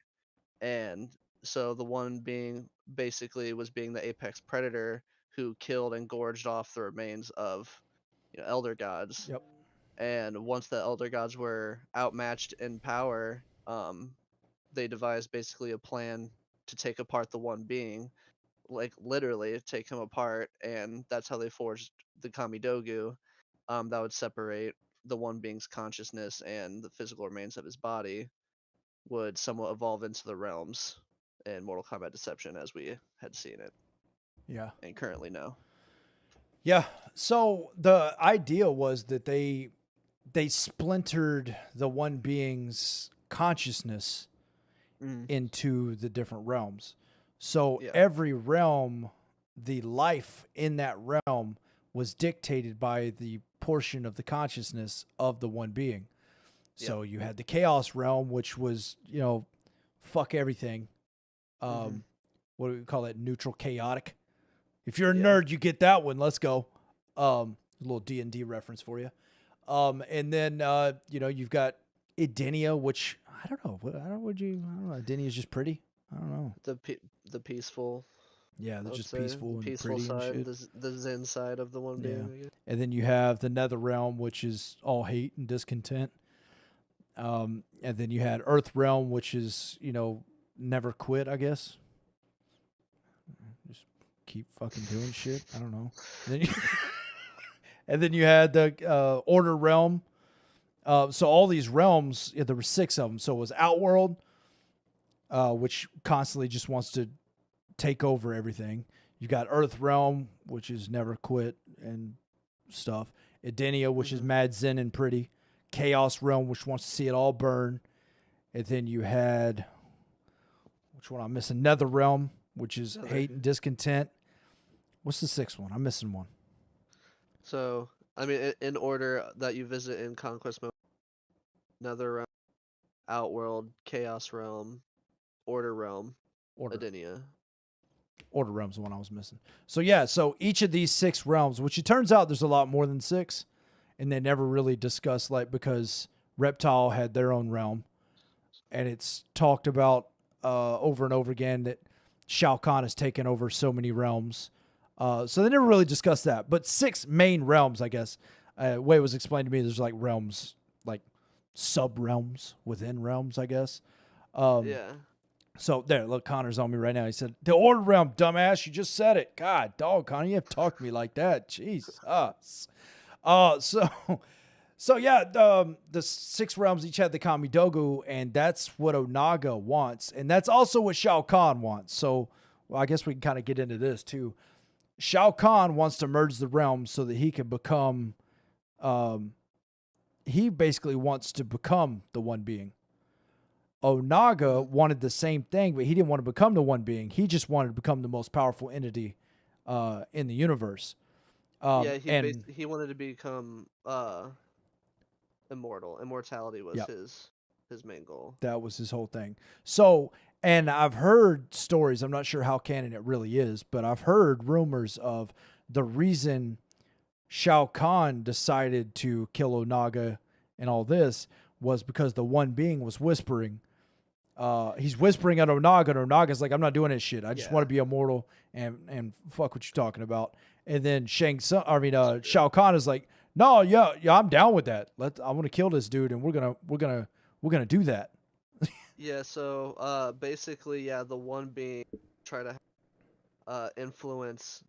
So because the realms were basically made of the one being, um, each basically like species on that particular or in that particular realm could potentially be a vessel for the one being to return. Yeah. And he would basically use his influence, and that's how you know that somebody was under the influence of the one being, is because the one being wants to merge all the realms together. Yeah. But Onaga being as strong with his consciousness as he is like physically, he basically told the one being to screw off, like, Yeah. I'm good. I'm trying to become immortal. And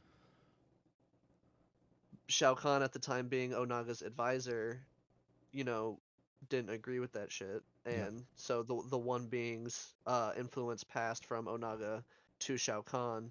Yeah. And Shao Kahn then poisoned him because he knew if he tried to challenge Onaga combat, it would his demise, blah blah Yeah. blah. At that Yeah. time. And then later on, Yeah. as Shao Kahn took over the realms, he became more powerful with each realm that he took Yeah. over.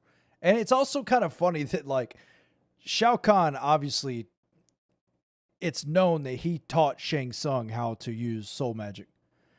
Obviously, if he's teaching he didn't teach Shang Tsung everything. So there's stuff that Shao Kahn obviously knows that he didn't teach Shang Tsung. So he's several times more powerful than Shang Tsung just based off of that. And then you add, taking over the realms and all that. I mean, the dude got super powerful, which is why it took bringing the Elder Gods into the fight to beat him in Mortal Kombat 9. But Liu Kang can beat his ass fucking 3 games in a row, no problem. What the hell? Wait, okay, so you beat up Shao Kahn. Mortal Kombat 2. You beat him up. Bow. Out of there. Fuck your tournament. Moving on. Back to Earthrealm. That dude's got to leave us alone now. He shows back up. Nah, pimpin', I'm coming to get Sindel. I'm going to kill you. You beat his ass again. Why would you let him get away from you? You got to cut that dude up Jeffrey Dahmer style and make sure he don't do nothing crazy. You know what I mean? Is that too soon? It's not too soon, right? We're good, right? You were talking about Toys R Us. It ain't too soon. Okay. All right. So, you know what? You don't let Shao Kahn scurry off to Outworld. You finish him, right? I don't know. I've never understood that one. If Liu Kang just beat this dude up willy-nilly anytime he wants to, like, why don't you turn into a dragon to eat this motherfucker? Like, I don't get it. I don't know. To me, in Mortal Kombat, it seems like unless there's somebody there to tell you to finish him, then you just got to wander off that's for what it is. another day. And Shao Kahn's always the one saying finish him. So I guess that makes sense. These brain dead imbeciles just got to be told what to do. A bunch of Raidens running around. Now, how would you feel about if NRS came out and said that all the games are actually related and on a same timeline? It's just that certain shit may have happened in the timeline. So say, like, for example, there's a point in time before during the Battle of Armageddon where, Onaga comes and he grabs Shao Kahn, and he flies off with Shao Kahn, never to be seen again. Ooh. It's not said how Shao Kahn gets away, but he ends up coming back to the Battle of Armageddon, to the Pyramid of Argus, and absorbs the power of Blaze, basically almost becoming the one being, and he kills Raiden. But before Raiden, dies, he sends a message to his past self, basically letting him know all the shit that happens so that he can prevent it from happening. Kind of. So Yep. So He Do you must think win. it could be possible that it could be all on the same timeline? It's just that Raiden has gone back, kind of like with his past self from his future self, and trying to switch shit up all the time. So you mean like the battle of the whole point of this was to not do the Battle of Armageddon. Like that's the whole person of the he must win. That's right. So Yeah. the whole point of this is to not get to Armageddon again. Let's stop Armageddon. Yeah. We don't want to do that again. So what if in every timeline it always ends up with Armageddon anyway? It always ends up the same way, and he just sends different messages back over and over again. Yeah. Trying to get the right outcome. Mm-hmm. Yeah. I mean, I'm for whatever. There's a little time wibble wobble stuff in MK11, so I guess you know. Yeah, I think that the idea of time travel is one, overdone, and two, I normally feel like it's lazy writing. Normally. Yeah. However, in Mortal Kombat, I'm willing to accept it for this reason and this reason alone. Midway put out some ass video games. They refused to standardize the canon. They changed it with every damn game. Mm-hmm. We come out with Mortal Kombat 9. They're like, all right, guys, we're going to fix it. So they fix it. They MK9, MK10. They have some issues between the two as well. And then MK11. And I feel like we are right back at Armageddon right now. We basically had a different Armageddon is what we had. So now we get to start Mortal Kombat over again. Obviously, Midway didn't have a plan in the world. They had a kind of a plan. Taven was supposed to win, and they were going to reset everything, right? The difference is we got Kronika to reset everything. Fire God, Liu Kang. Cool. So we're right back at the end of Armageddon is where we're at. Yeah. So they have the opportunity to just cut the shit. Just put the damn games out. Just make fire-ass Mortal Kombat games. Standardize the canon and stick with it.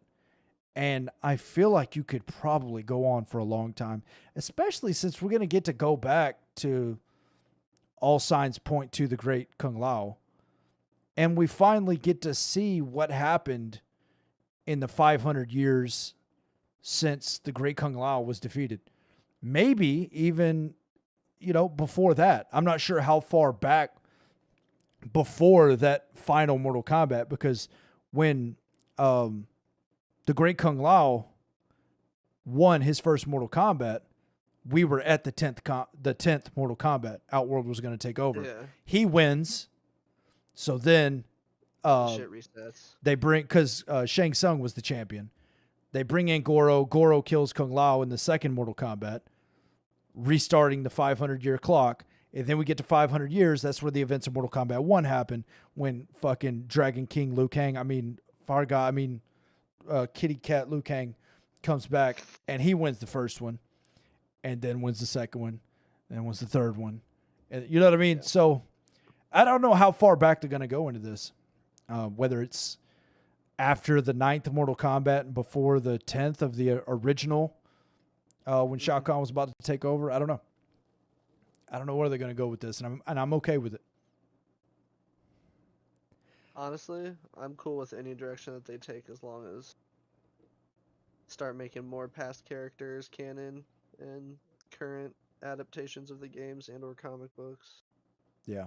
And like I said, I would be cool if they created a Mortal Kombat trilogy style game and was just upfront with it and said, hey, look, MK fans, we have beat this damn horse to death. We got to do something new. Here's all the characters from 9, 10, and 11. Bow, here you go. It's an unbalanced piece of shit video game. Take it and play that damn thing. And we're going to start over. And just have that fucker implode and start over. And make canon that is going to continue. You know what I mean? I would be okay if they did that. I'd rather them make a balanced video game that I can stream for 3 years while they decide to make a new game. But I'm really good with anything. Yeah. I always say a bad Mortal Kombat game is better than no Mortal Kombat game. Exactly. I mean, we play 3D era. We all know, right? Right? I was going to say some Special Forces shit, but No, we can't talk about Special Forces.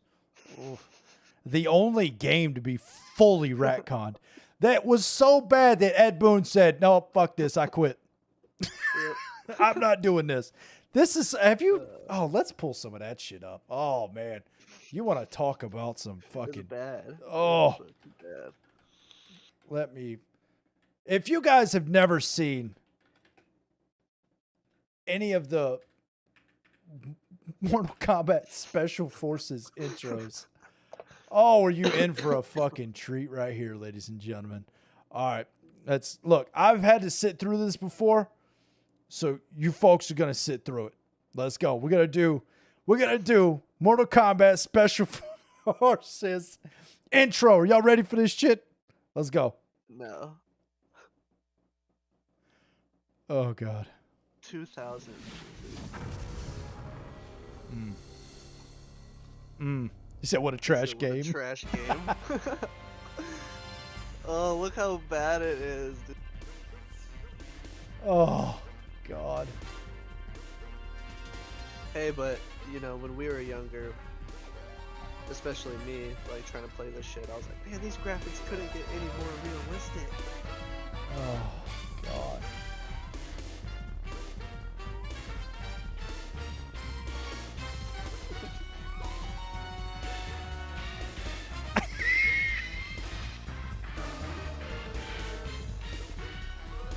What's up with the whole fucking like Archer music too? It's like 007 style. Literally.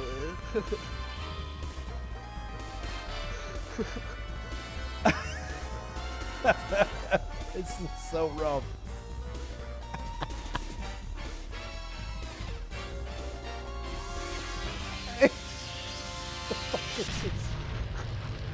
It's so bad. Woo. What? Uh, God, no, boy. Special Forces. Rough, coach. Rough. Goodness gracious, man. Yeah. Is this really Mortal Kombat or is it a joke? No, that was a game put out by Midway. It's the only Mortal Kombat game that Ed Boon was like, no, I got nothing to do with that. Alex said, hello. Can you dance for us? Oh, you don't want to see that, baby. You don't want to see that.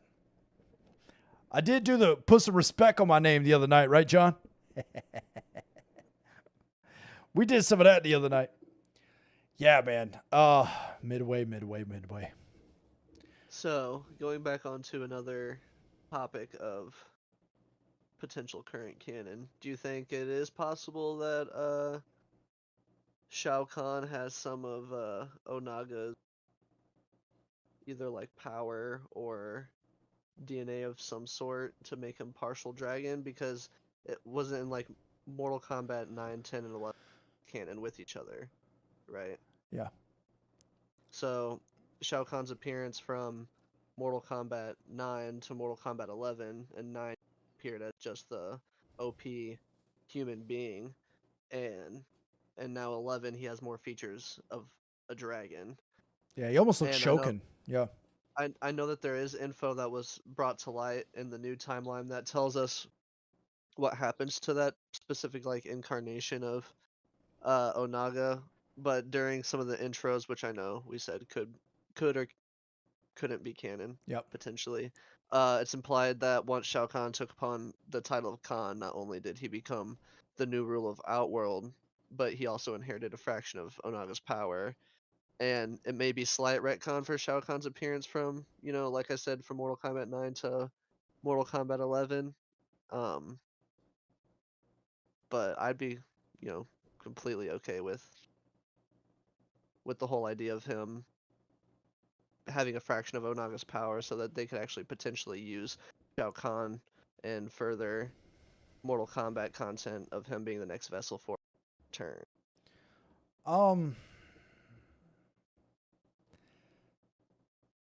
Obviously, I'm not writing the game, so they're going to do whatever they want to do. But Yeah. Shao Kahn is to Outworld as Raiden is to Earthrealm. Mhm. He's Outworld's protector. Yep. Raiden obviously took on a human form because that's what's on Earth.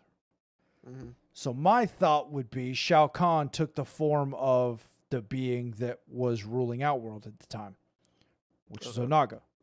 Onaga being the last of the dragons in the universe, Yeah. which were comparable to the elder gods in power. So that's how I would retcon it, is like that. Or you could say, maybe there's an illegitimate child somewhere, because the Shokin initially were half dragon, half human. I believe that's been retconned into something different now. Let me see. If you don't stop opening up Bing, stop it. Yeah, because I'm pretty sure that it had said one of the first and strongest races to be born after the one being had basically got ripped apart and his pieces made the realms. Yep. Were the dragons. And they were thought to be descendants, of the gods. Yeah. That's because physically they did share traits of when the elder god was in a quote-unquote true form. And because of this, they were held in high regard. Not only were very strong, but most actually aligned themselves with the gods. And I know the two examples that you see of that is Orin and Karo in Mortal Kombat Armageddon. They aligned themselves with the Adinian god. I'm pretty sure is he Adinian? Yeah, aligned himself with themselves with the Adinian god Argus, whom were given the mission to awaken Taven and Dagon in the events farm. Yeah. Yeah, so I'm still seeing I'm still seeing human and dragon, which I thought that was retconned. I thought they did something different, but I don't see it in here now. So maybe I'm wrong. Maybe I'm wrong. But yeah, I would like to see more Shokin. More different types of Shokin? Yeah, I don't know if I would want to see Shiva-style Shokin, where they're more like playable size, or the huge Goro Kentaro-style sub-boss. I don't know which one I'd rather see, but I would like to see more of the Shokin. Because I know Kentaro is a subspecies of Shokan. Yeah, Kentaro was let me see. Kentaro was he was a tiger race. Yeah, he debuted Mortal Kombat 2, became playable Kombat Trilogy. The Tigrar lineage, that's what it is. Tigger. And the Draco lineage is where Goro and I believe Shiva too. I could be wrong about that one. But yeah, they're both part of the Draco clan. They are both. That's what I thought. But yeah. Let's see. See if I can get a little bit better information here. Yeah, the Tigrar clan of the Shokin. Yeah, I think I'm saying that wrong. But yeah, man. I don't know. I don't look like legitimately. I'm good with whatever they do from here. I thought that the Mortal Kombat 11 storyline was very, very good, especially Aftermath. Yeah. Aftermath was amazing. Before Aftermath, it was okay. Aftermath was a damn brick wall they slung us into. See, man, I kind of wish they would have made a 2-part Aftermath thing, right? So that being based off of the ending that you chose for the first part of Mortal Kombat 11. So if you chose Shang Tsung's ending, then Aftermath would continue from, that being like Shang Tsung's point of view and shit, like doing whatever the hell going all over the place because of it being Mortal Kombat and time will walk. Yeah. And same thing with, the Liu Kang side as well. What about King Gorbak? If we do end up getting back in the timeline, he would be... Yeah, King Gorbak would be fire. King Gorbak would be fire. I would love to go back and these characters that are known by us because we're all freaking nerds that wear those little pocket protector things. Like, for all of us to be like, ha, told you it was canon. Ha, I knew it the whole time. You know, like, I would love that. I would love to go back. And I hope that they retcon Johnny Cage's backstory, too. It's kind of unrelated completely. But I hope they fix Johnny Cage instead of him just all of a sudden in Mortal Kombat 10 being the baddest motherfucker in all of existence and beating an Elder God. Comes off the set of freaking the mime. What is it? What's that dumbass? Fucking Ninja Mime. Ninja Mime. Walks off the set of Ninja Mime and beats up Shinnok on a Saturday, back on set Monday. Like, instead of doing that, like, have his race of people, like, no, like, you're going to stay your ass right here, not make movies and be a bad mother. Like, that's what, you know, I don't know. Or maybe it could be like a Bruce Lee type character where he's literally a legitimate badass and makes movies.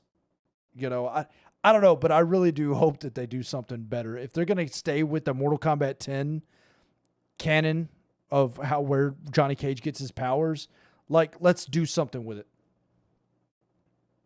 You know? I never liked Johnny Cage anyway. Yeah, I don't know. A lot of people did. Johnny Cage was I don't know.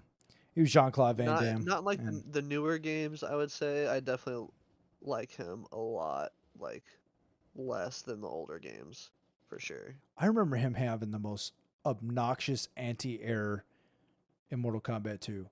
It was so obnoxious. You could not jump at Johnny Cage for anything in MK2.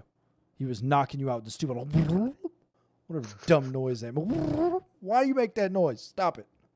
Well, and then in Mortal Kombat Shaolin Monks, they made, like, the only thing that Johnny Cage talked about in that game was, like, how hot the female characters were. So annoying. And it was like that in 9, yeah, really, too. He's just freaking drooling over Sonya Blade the whole time. Which, how could you not drool over Sonya Blade the whole time? She had her freaking D's hanging out of that damn vest the whole time. Like, I was like, are we doing this again? We're back to this now? You want to talk about drooling over a character? Let's talk about the fucking sexy Melina Mortal Kombat artwork. If y'all want to drool over something, that is something to drool. I don't want to drool over kinky combatants. Tarkatan, half Weirdos. Tarkatan kink lovers. Fucking weirdos. Never been to the dentist ever.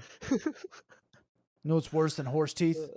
Tarkatan teeth. God, oh Indeed. Boy. Yuck. So weird. The fact that they completely changed how she looked in Mortal Kombat 10 just so she could kiss D'Vorah is fucking weird. Yeah, I think they should have kept it full. Yeah, for sure.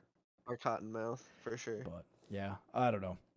But yeah, man, there's a lot of characters in this game and a lot of canon in this game that I hope they return to in their next ideation of this series.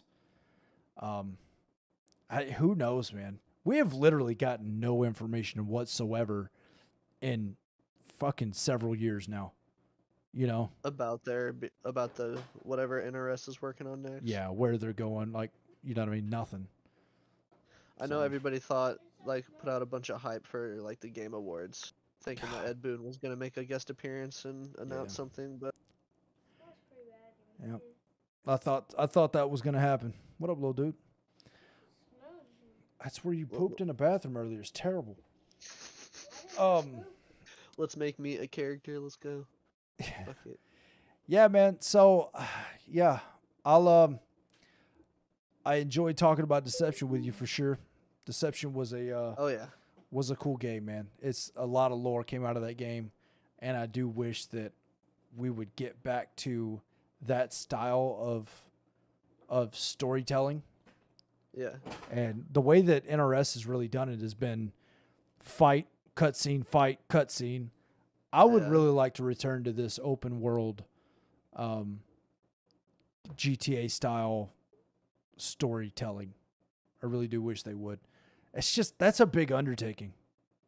They had quite a bit, like, they had the small portion of open world for the crypt for MK11, but it's not enough to satisfy, you know, people like you and me that want the open world for Mortal Kombat. Yeah, we talked about this with Rossi too. I wish they would just canon the crypt too. Like, stop putting non-canon shit in there. Yeah. You know, it's so weird that they keep the canon so muddy.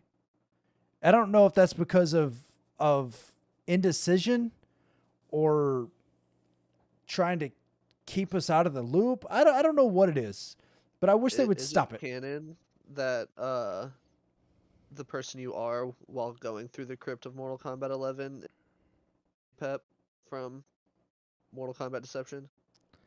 I heard a couple of rumors about how canon the crypt is and that character being canon. And I believe Ed Boon did an interview where he said no. That nothing in the crypt is canon. The area is not canon. Nothing in the crypt is canon. The character's not real. That's crazy. Yeah, because there was someone, I believe the rumor early was when you go into Shang Tsung's island in the storyline, when Kung Lao and Liu Kang are going through there, there's that guy that's already dead in there. Yeah. And they were like, that's the crypt guy. Dead. Yeah. And I remember that. He said, no, that's not real. How come, how is the area not canon? Perky, because Ed Boon has told us in a couple of interviews that it's just not canon. It's just not. Or we know factually that fucking what's his name? Blindfold. Kenshi is not dead. Scorpion's obviously not dead. These characters are not dead. This shit is not canon. It's. Bro, that just blows my mind. What? Like, why would they add all that non-canon? Yeah, it's so weird. Why? I don't understand it. It's so odd. So odd. As far as the layout goes, I believe from the moment you enter the canon to the moment you leave, or the moment you enter the crypt to the moment you leave the crypt, nothing you have seen is canon. I believe. I'm sure there's some stuff in there that is canon. Obviously, there's going to be some stuff. I think probably the artifacts that you find down under Goro's lair, that stuff's probably canon. But, I mean, the other stuff is just not, unfortunately. Just super weird. I'd say besides for seeing Reptile on the map somewhere as well. Yeah, he like pops up in weird places. Yeah, there's like 5 different places, if I remember correctly, that he could show up. I don't fucking. Yeah, it's unfortunate. I wish they would expand on the crypt. I wish they'd make it canon. We'll see, man. We'll see what happens. MK12, I expect them to use the crypt better.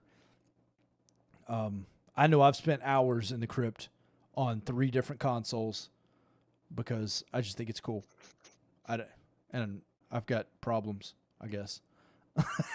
Well, and you can just sit there and keep constantly going through the new crypt for Mortal Kombat, since you can just reset all the fucking chests all the time. Yeah. I can't find myself to drag through it a 3rd time.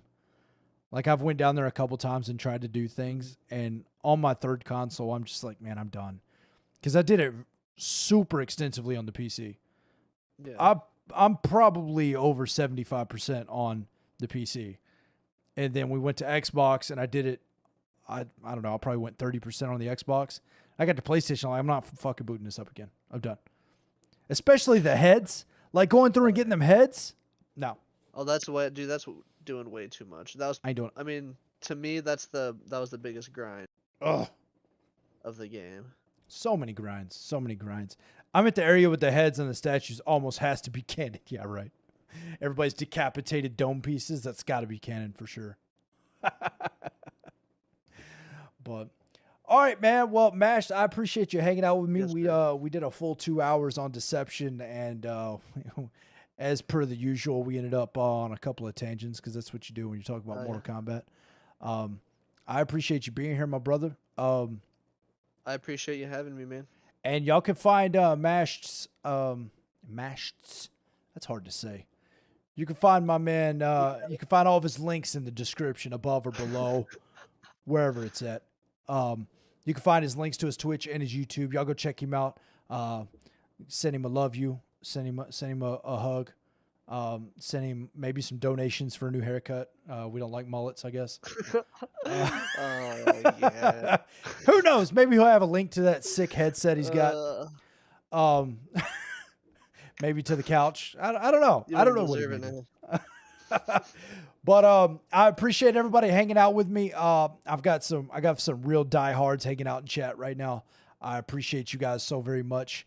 So next Tuesday, the 4th of January, we are going to be, I believe, on our new schedule, which you can find posted in the banner on the Facebook and the YouTube side. So we're going to be going Tuesday, Wednesdays, and Thursdays. We're going to be starting at 7:30 instead of 7 next year. And so Tuesday, Wednesday, Thursday, maybe some Mondays thrown in there for Mortal Kombat Mugens here and there, but the work schedule's crazy.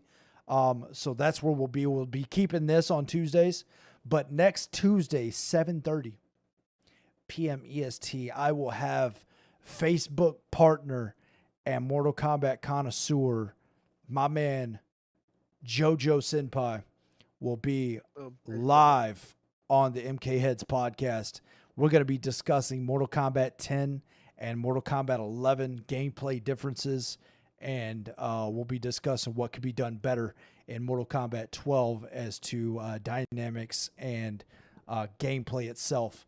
Who knows? Maybe we'll venture into a little bit of lore too. You know, your boy Manic is a little nerd. We like to mix, just sprinkle it in there like the Salt Bay. So you're not gonna want to miss that, man. I'm really looking forward to sitting down with JoJo and having a conversation about some fire video games. We're also going to be streaming a little bit longer. So we'll be doing 2.5 hour streams versus the 2 hour streams. So we'll be on from 7:30 to 10 o'clock at night. So a little bit longer. We'll get some more Fuego in here. Very soon I'll be posting a link to the official YouTube channel for the MK Heads podcast. So be looking for that as well. And Mash, baby, I appreciate you being with me, my man. Manic, like I said, man, thank you for having me. You got to hit me up for some set sometime for Mortal Kombat 11. We hardly play with each other anymore, my guy. Well, what the hell I want to sign up for an ass whooping for? That don't make no damn sense. You know what I mean? Hey, I'll use my Devora, bro. Yeah, that'll help. Fucking Devora. I can't figure out what the hell she gonna do next. All right, my man. I appreciate you coming and hanging out with me, brother. Yes, I like what you said at the beginning of the stream. You said I'm a small Twitch streamer for now. Big things in the future, baby. I hope nothing but success for you over on that platform or any other platform that you get into.